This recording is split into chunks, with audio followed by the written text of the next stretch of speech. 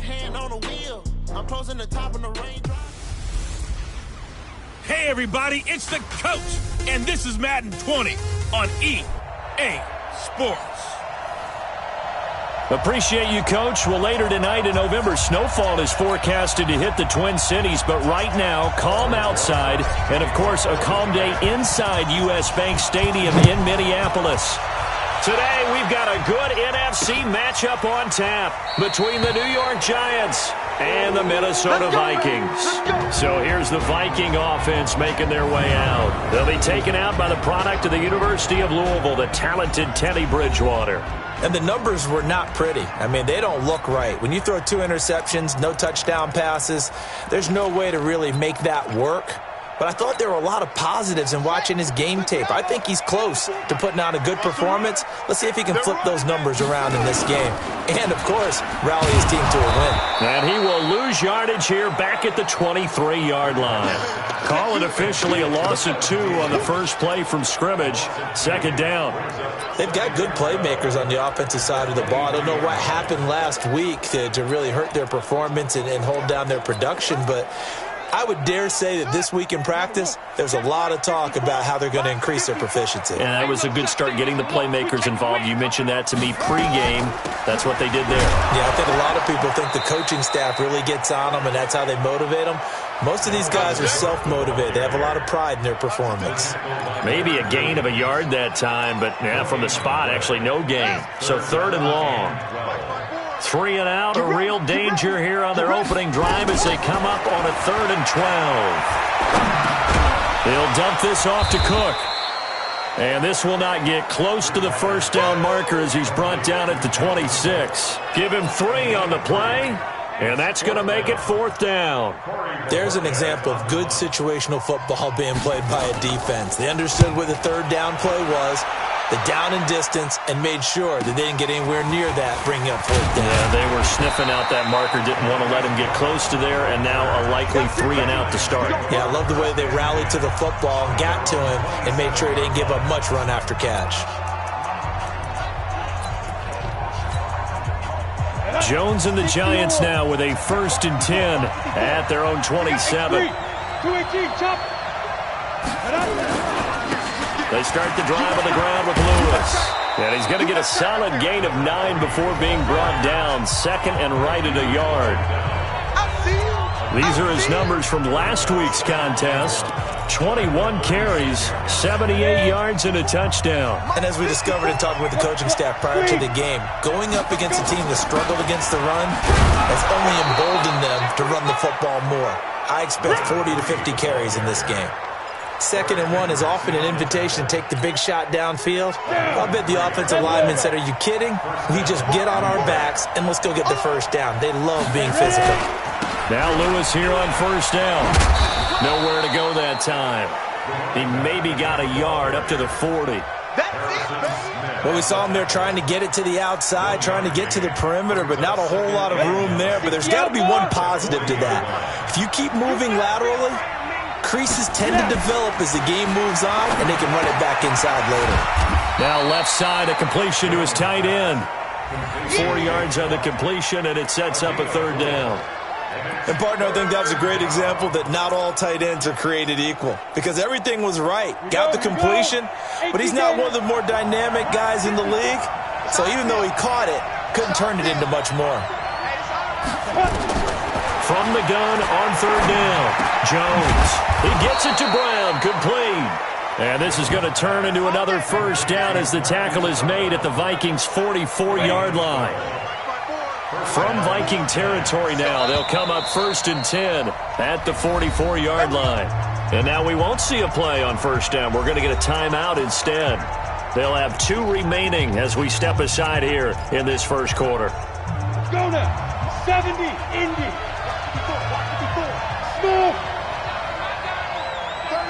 36. Now.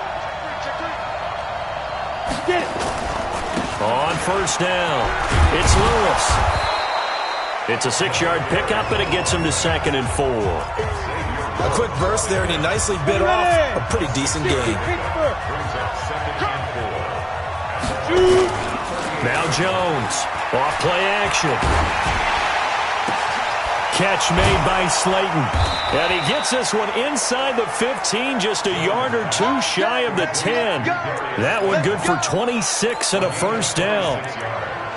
That crossing route is so effective when you hit it just right because you get a guy on the move, and then we see the end result there. It's a nightmare for the defense. They got a guy with a full head of steam.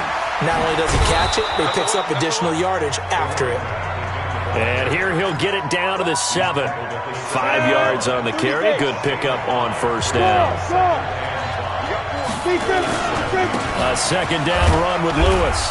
And he's able to get it down to the 2-yard line. They give him about 4 on the play, but he's marked short, so it'll be third and about the length of the football. They'll try to run for it. Lewis. And that one going nowhere from the start as he's met in the backfield and goes backwards. Anthony Barr got a real education at UCLA in playing not just his normal position of stand-up outside linebacker, but down defensive end. So he had to incorporate a variety of moves, take on bigger people. So he learned great leverage while he was there. That really helps him when he's trying to stop people running the ball. Born in South Bend, Indiana. Thought about going back to go to Notre Dame, but you're right. Great career at UCLA and now a great career in the NFL. Let's go, boys. Bring it up. And now out comes Minnesota. And to be frank, they're just in a tough spot. It's only November, already eliminated from playoff contention. I know their fan base doesn't want to hear that, but that's the case. What are they fighting for now going forward? You know exactly what they're fighting for. Is that word that some people don't want to hear, but it's pride. Draft. Oh, okay. Yeah. I was going to go draft, but pride's better, right? You know something? You're right, because that's part of it, but that's two different mindsets. That's front office mindset, draft position, where are we going to be and what do we need to get? And then the players and the coaching staff right now, pride. Can they win some games and feel better about themselves despite the fact they have no shot at the playoffs? It'll go as a loss of a yard, and it'll set up third down. It's now 3rd and 5. Second quarter now from Minnesota. It's the Vikings in possession of the football. 3-0 after 1 on EA Sports. The open man is Smith. And he's going to have the first down at about the 38. His first catch, good for 8 and a first down. I know exactly what's going to be said about that play from the defensive perspective. What's that? That's why I tell all you guys we need more than one tackler to the ball. He broke the first tackle. Luckily enough, there were more people there to get him down. And he's able to get this one out closer to midfield across the 45. A very good gain on first down, 9 yards on the dump-off.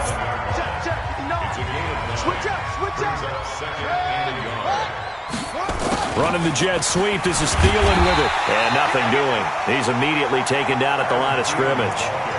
They'll say no gain on the play, so it was looking good, but nothing there, and now it's third down and inches.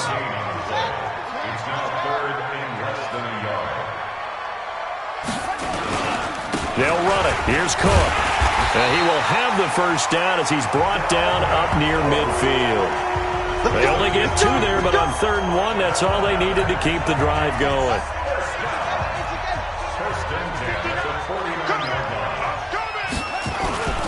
They run again on first down. Cook. And the running lane's non-existent in this first half as they'll stop him behind the line. It'll be a loss of 1, and that'll bring up a 2nd and 11.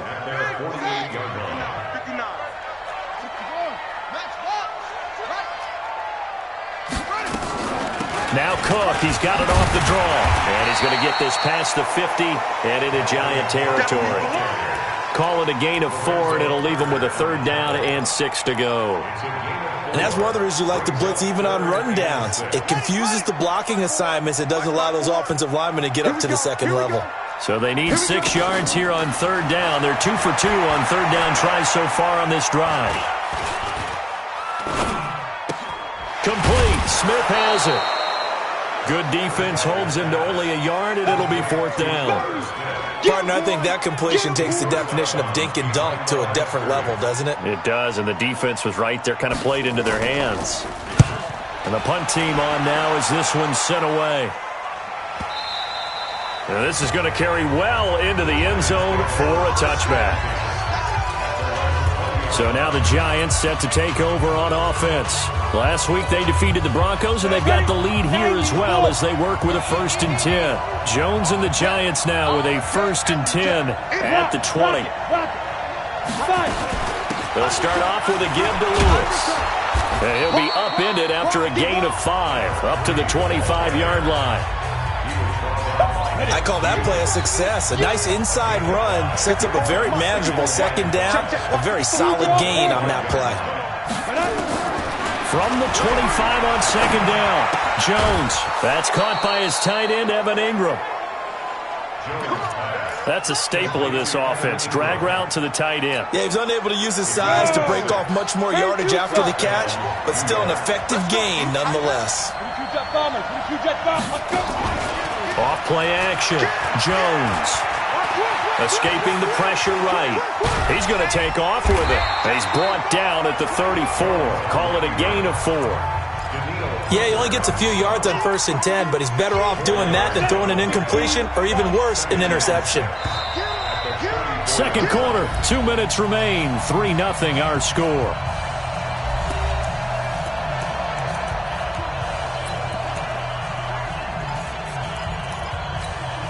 And we remind you, coming up at the half, we'll join who, Charles? The coach. The coach, Jonathan Coachman, standing by in Orlando. He'll have stats and scores from games in progress, as well as scores from earlier today. The coach. Sorry, we get slap happy up here sometimes. That one, a 1st down pickup of 8. Now that's the way to do it. Hand it to someone with vision and good footwork, and add in a little bit of power, and you find a way to pick up 1st downs. Now a play fake here on 1st down. That is caught by the former Gator Antonio Callaway. A very solid gain of 27.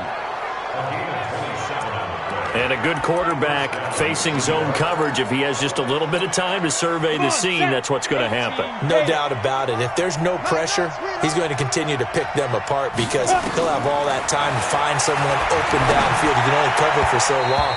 So maybe they want to go to a zone blitz scheme, get a little bit more pressure. Remember when Carolina did that against Denver? They lost the game ultimately. They dropped the defensive end out, and he ended up with an interception in that game in Super Bowl 50. Maybe some sort of scheme like that to try and get more pressure at the passer. Line of scrimmage, the 31 as they line up, 2nd and 10.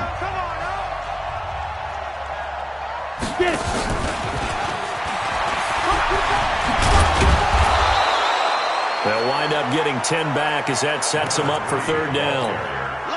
So from 2nd and long, now we go to 3rd and very manageable. Yeah, they love that phrase, don't they? Because as an offensive coordinator, you can keep people a little bit off balance and guessing because you don't have to throw it. You can come back with a strong run game if you want to. And if you're in 4-down territory, that really opens things up for you. So out comes a field goal team now for the 2nd time here today. He connected on his first, this from 41. And Rosas puts this one through. And they're able to double their lead just before half. It's 6-0. So scores on their first 2 possessions, but 6-0, so field goals probably not what they were hoping for. Yeah, you're exactly right about that. Not what they were hoping for, but they should be happy that they have points on the board. It almost feels like that old slow and steady wins the race, doesn't it? In this case, though, they want to be slow and steady now, but get explosive later and put the points up on the board. Hey, here we go. Check 24. On 1st and 10, Bridgewater. And he's got the hook up here. It's Kyle Rudolph. And they work this well upfield across the 45. Now the Vikings will use the 2nd of their timeouts as they'll stop it with exactly a minute to go before halftime. Check. First down, here's the run with Cook. Breaks the tackle, he's got room to run. And he's going to get this past the 50 and into Giant territory.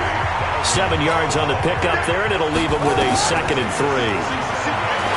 Throwing on 2nd and 3, Bridgewater. And the stop here will come at the 38-yard line. 9 yards the pickup there, and it's a first down. First down, Bridgewater.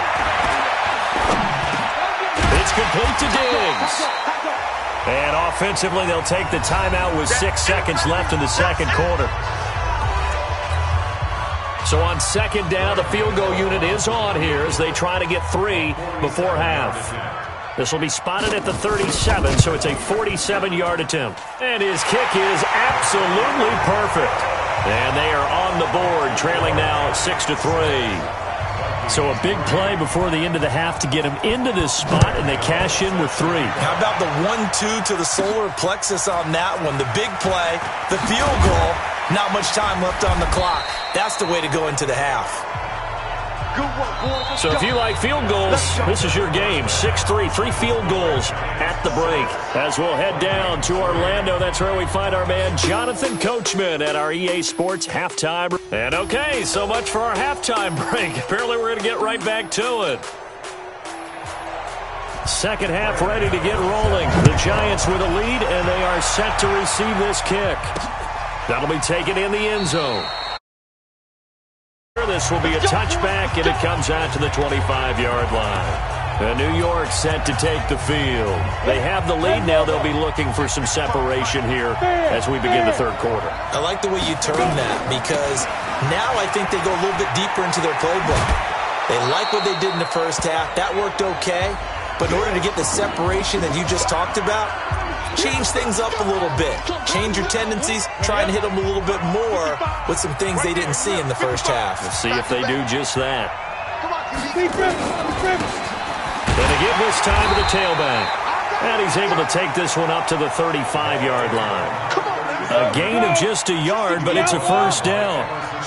Ball up to the 35 now as they come up on 1st and 10.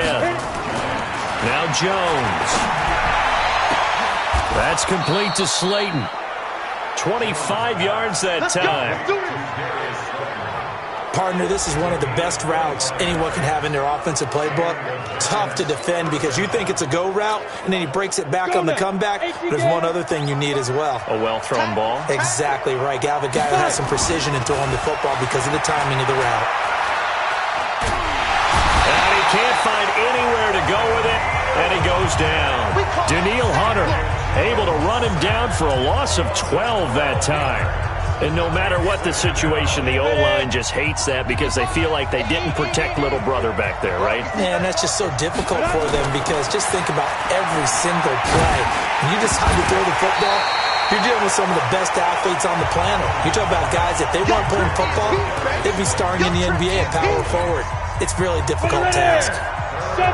An incomplete pass on that last play, and that means they'll need to come up with something here on 3rd down. Throwing Jones. And I think that one might have been intercepted, but he will be ruled out of bounds. So this will go only as incomplete. They don't get the hook up there, but you really have to marvel at how precise he's been throwing the football these last couple weeks. Oh, that's a perfect word for it, precise, because if you're at 70% or better 2 weeks in a row, you have a job as long as you want one in this league, won't you?